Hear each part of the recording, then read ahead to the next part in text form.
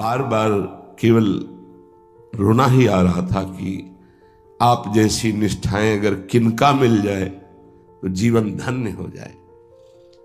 कल गुरुदेव तेग बहादुर सिंह जी महाराज का पावन चरित्र एकदम भाव में आया पढ़ रहे थे।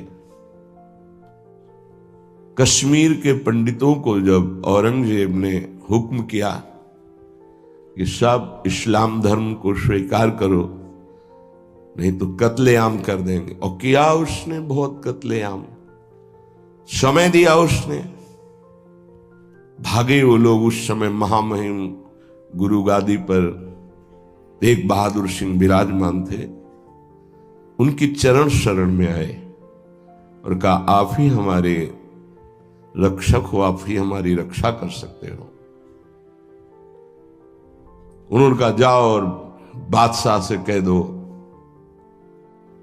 पूरा चरित्र तो बड़ा है कि अगर तेग बहादुर सिंह को इस्लाम स्वीकार करवा दो तो हम बिना किसी शर्त के सब कश्मीरी पंडित आपकी आज्ञा का पालन करेंगे। एक को परास्त कर दो तो हम सब परास्त ही हम स्वीकार कर लेंगे। फौरन उसने बहुत ही अन्य धर्मों की तरफ उसका नकारात्मक भाव था।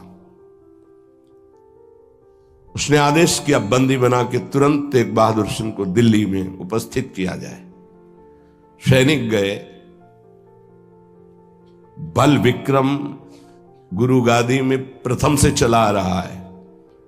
उनके पार्षद और उनकी सेना तेग बहादुर सिंह की स्पर्श नहीं करोगे। गुरु तेग बहादुर सिंह के सामने शर्त रखी कि बादशाह के सामने तुम चलते हो या तुम्हें बंदी बना के ले चले। उनका तुम चलो, हम सत्य पर चलने वाले हैं, हम स्वयं चल के आ जाएंगे, तुम्हें बंदी बनाने की जरूरत नहीं। बहुत ही नाम कीर्तन होते हुए भगवत भक्ति का प्रचार करते हुए खूब झूमते हुए पहुंचे। बादशाह ने तत्काल उनको काबू में किया। देखा कि अब वो तो अपने वैभव के साथ बंदी बना लिया और कहा हमारे धर्म को स्वीकार करो। तो उनका दुनिया में यदि एक ही धर्म चलाना होता तो भगवान ने अन्य धर्मों की स्थापना क्यों की? इसका मतलब है अपनी अपनी जगह अपने धर्म का पालन करना परम कर्तव्य है। तो तुम अपने धर्म में मुझे कैसे बदल सकते हो? तुम्हारी सामर्थ्य नहीं है। बड़ी कष्टप्रद परिस्थिति प्रकट की उसने। बहुत ही क्रूर कर्मी, एक नहीं बहुत महापुरुषों को, बहुत महापुरुषों को बहुत प्रकार से दंड दिया है इसने। एक लोहे के पिंजड़े में गुरु तेग बहादुर सिंह को बंद कर दिया। सैनिकों को, उसके पास अपार सैन्य बल था, तत्काल बंदी बना लिया गया। बहुत दिन तक उनको प्रताड़ित किया गया लोहे के पिंजड़े में, बहुत तरह से। हर बार वो उनसे जब पूछते अगर आप स्वीकार करें तो जो पद कहे, मैं अपने राज्य का बादशाह था और मैं दे सकता हूं, अगर नहीं स्वीकार करते तो परिणाम तुम्हें भयंकर भोगना होगा। तो उन्होंने हंसते हुए कहा कि प्रभु ने जिस धर्म में मुझे स्थापित किया है, तेरी सामर्थ्य क्या है? कड़वे ही शब्दों से, तेरी सामर्थ्य क्या है कि मुझे परास्त कर सके? और उस समय उन्होंने पद गाया, भाई मैं धनु पाइयो हरि नाम, मन मेरो धावन ते छूटियो, करी बैठो विश्राम। भाई मैं धनु पाइयो हरि नाम, माया ममता तन ते भागी, उपज्यो निर्मल ज्ञान। लोभ मोह यही परसि न साके, गही भगति भगवान भाई मैं, धन पाइयो हरि नाम। देखो, भीषण प्रताड़ना, कष्ट, मृत्यु भय उपस्थित, और वो गा रहे कि हे भाई मैंने हरिनाम रूपी परम धन पाया है। मन मेरो धावंत्य छूटियो, अब मेरा मन कहीं भाग कर नहीं जाता, दौड़ भाग खत्म हो चुकी है। करी बैठो विश्राम, अब तो नाम में विश्राम पा गया है। इस तन को पीड़ा पहुंचाई जा सकती, पर मेरा अब इस तन से कोई संबंध नहीं है, क्योंकि माया भाग गई है नाम के प्रभाव से। तन से कोई ममता नहीं रह गई। उपजियो निर्मल ज्ञान, इसी नाम के प्रभाव से निर्मल ज्ञान का प्रादुर्भाव हुआ है। लोभ मोह यही परसी न साके, गही भगति भगवान। कोई भी तुम प्रलोभन दो, हम मेरे मन को नहीं लुभायमान कर सकता, और कोई भी भय दो तो अब मेरे शरीर का मोह नहीं, क्योंकि मेरे हृदय में भगवान की भक्ति जागृत हो गई है। जन्म जन्म का संसार चूका, रतन नाम जब पाइया, तृष्णा सकल विनाशी मनते, निज सुख माहि समाइया।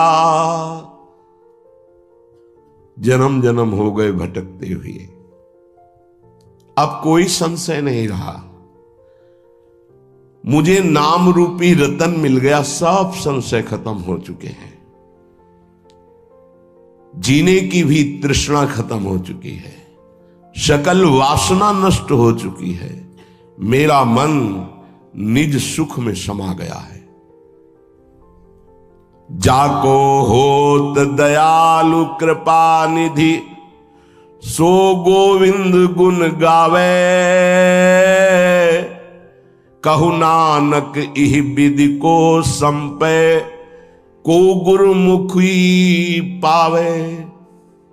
कह रहे, जिस पर भगवान दयालु होता है, कृपा निधि होता है, वही भगवान के नाम गुण को गा पाता है। नानक साहब कहते हैं, अब कोई संशय नहीं, कोई इच्छा नहीं, क्योंकि गुरु को समर्पित हो गया और गुरु मुख से नाम पा गया। ये बहुत बड़ी उपलब्धि है। अब इसका परिवर्तन नहीं हो सकता। कोई संशय नहीं रहा, कोई मोह ममता नहीं रही। हमारे हृदय में नाम विराजमान है। मेरा मन सुख सिंधु में समा गया है। हरि के नाम बिना दुख पावे, भगति बिना सहसा नहीं चूके, गुरु यह भेद बतावे, हरि के नाम बिना दुख पावे। अगर गुरुदेव का आश्रय नहीं हुआ, गुरुमुख से नाम नहीं मिला, तो हृदय में भक्ति नहीं आएगी। भक्ति नहीं आई तो जीवन व्यर्थ चला जाएगा। जिसकी जिह्वा पे नाम नहीं है उसी को दुख व्यापता है, जिसकी जिह्वा पे नाम है उसको कभी दुख स्पर्श कर ही नहीं सकता।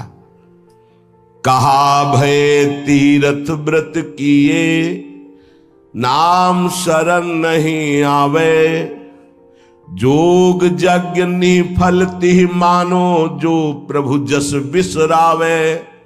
क्या हुआ? आपने तीर्थ कर लिया, तपस्या कर लिया, दान कर लिया, लेकिन तुम नाम की शरण में नहीं हुए, नाम नहीं जप किया, भगवान के यश नहीं गाए, तो जोग यज्ञ तीर्थ याटन सब बेकार हो गया। मान मोह दोनों को परिहरी, गोविंद के गुण गावे, कहु नानक विधि को प्राणी, जीवन मुकुट कहावे।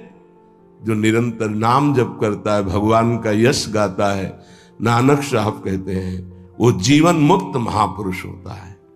ये भारी दुख की परिस्थिति में आनंद मगन होकर, तिहि नर जन्म अकारत खोया, इहि राखो मन माही, तीरथ करत बिरत पुनि राखे, नहीं मनुआ बस जाए। अगर नाम जप नहीं चल रहा, गुरु शरण में नहीं, तो और सब करके देख लो, मन को वश में नहीं कर सकते हो। निफल धर्म ताहि तुम मानो, साच कहत मैं या को। तीरथ करे बिरत पुनि राखे, नहीं मनुआ बस जाको। मान लो मेरी बात, तुम्हारा तीर्थ, तुम्हारा वैराग्य, तुम्हारा सब धर्म कर्म व्यर्थ माना जाएगा यदि गुरु कृपा नहीं हुई तो तुम्हारा मन वश में नहीं होगा, मन नाम में नहीं लगेगा। जैसे पाहन जल मही राखी, भेदे नहीं ती पानी। तैसे ही तुम ताहि पिछानो, भगतहीन जो प्राणी। जो गुरु की शरण में नहीं आया उसका हृदय पत्थर जैसा कठोर होता है, चाहे जितना पानी डालो पसीजेगा नहीं, वो द्रवित नहीं होगा पत्थर। ऐसे ही अगर गुरु की शरण में नहीं आया तो हृदय उसका मलिन बना रहता है। जिसके हृदय में भक्ति नहीं जागृत हुई गुरु चरणों की, वो व्यर्थ जीवन है, मृत जीवन है।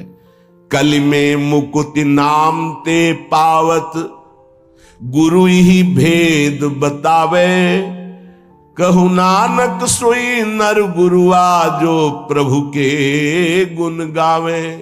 वही गुरु का है जो प्रभु का नाम और प्रभु का जस निरंतर गाता रहता है। बड़ा उनके ऊपर जुल्म किया, भारी पीड़ा पहुंचाई गुरु तेग बहादुर सिंह के ऊपर। उन्होंने कहा कि मैं अपना धर्म कभी नहीं छोड़ सकता, जितना चाहे तू पीड़ा दे दे, और डर उस परमात्मा से, जुल्म मत कर। लेकिन वो तो क्रूर कर्मी, वो गुस्से से लाल हो गया, बहुत तरह से पुनः पीड़ा पहुंचाई। इसमें तो सारांश में बता, बहुत पीड़ा पहुंचाई, बहुत डराया, लेकिन वो पर्वत के समान अटल रहे। बस जो जीवन में है वो भगवान का नाम और भगवान का गुण है। लोहे के पिंजड़े में बहुत दिन तक बंद रखा, प्रताड़ना दी, कुछ भी खान पान नहीं। जब देख लिया हार गया कि किसी भी तरह टूटने वाले नहीं, तो संवत 1732 विक्रम का दिन था, मार्गशीर्ष महीना। उनको पिंजड़े से निकलवाया और कहा तुम्हारी इच्छा क्या है अंतिम। उन्होंने स्नान की इच्छा जागृत की और एक बट वृक्ष था उसके नीचे बैठे और गुरु साहब का ध्यान करते हुए, जपुजी नाम का उनके यहां, उसका पाठ किया और ध्यानस्थ हो गए। उसी समय सैयद आदम शाह नाम के उन्हीं के पार्षद ने, जो औरंगजेब था, गर्दन उतार दी। तो इन महापुरुषों ने या और भी धर्मावलंबी महापुरुषों ने बहुत कष्ट सहे। सोचो जरा, अगर ऐसी थोड़ी सी भी बात प्रतिकूल हो जाती तो भगवान पे संशय कर लेते। जरा इन गुरु साहब महापुरुषों की बात जरा ध्यान देकर देखो, अपने धर्म को नहीं त्यागा, भयानक पीड़ा पाई। ऐसे चमड़ी सहित बाल नोचवा लिए गए, तप्त कड़ाहे पे बैठाल कर ऊपर से चलती हुई तप्त बालू डाली गई, कीले ठोक दी गई, घाव के घाव अंगों में कर दिए गए।